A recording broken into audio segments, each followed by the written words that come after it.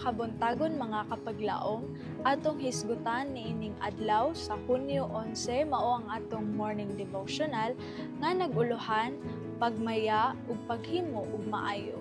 Ug ang atong teksto makita sa Ecclesiastes 3 bersikulo 12 nga nagaingon, "Ako nasayod nga walay lain nga maayo alang kanila kaysa paglipay ug sa pagbuhat sa maayo samtang sila buhi pa."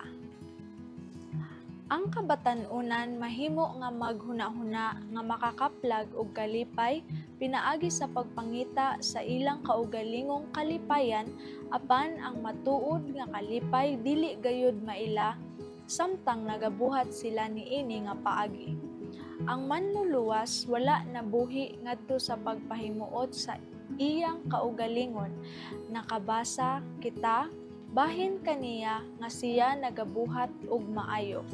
Nagkinabuhi siya sa mahigugmaong pag-alagad, nag-aalam-alam sa mga nagakaguol, nagaministeryo sa nagakinahanglan, nagatuboy sa mga gilupigan, wala siya'y balay niini nga kalibutan, kadto lamang ihatag sa iyang mga higala kaniya.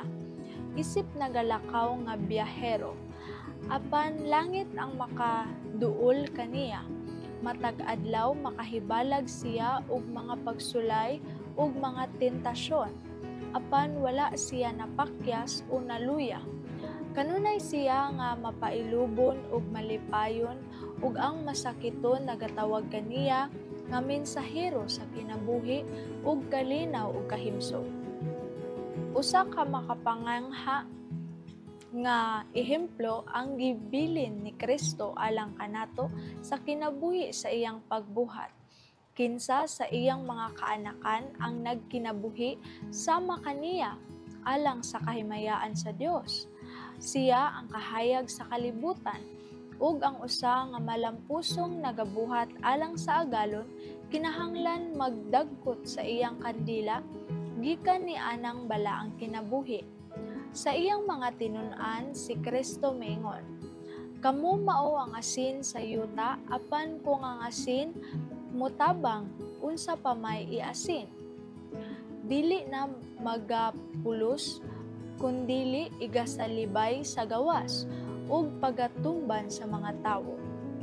Nan unsa ba kita kamainampingon sa pagsunod sa panig-ingnan ni Kristo?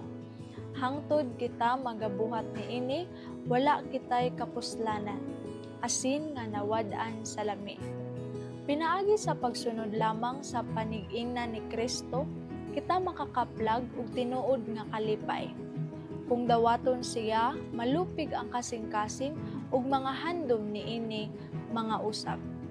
Ang iyang pag-alagad magabutang kanimo sa walay pagpugong nga dili makapauswag sa imong kalipay. Diha sa pagkalabot sa iyang gikinahanglan apan makakaplag ka og kalipay, katagbawan ug kalipay nga dili mo gayud maangkon diha sa dalan sa sala. Mag-ampo ta mga kapaglaom. Amahan nga balaan nga naa sa kaytas-an sa mga langit, dalaygon ikaw sa walay katapusan. Ginoo, ayaw itugot nga among usika ng adlaw. Hinaot nga samtang buhi pa kami, makahimo mi og mga butang nga makapahimuot kanimo. Tudloi mi nga magmalipayong kasing-kasing ug magmatinud-anon sa pag-alagad sa uban. Sa among gagmayng buhat ipadayag ang imong dakong gugma, sa ngalan ni Jesus. Amen.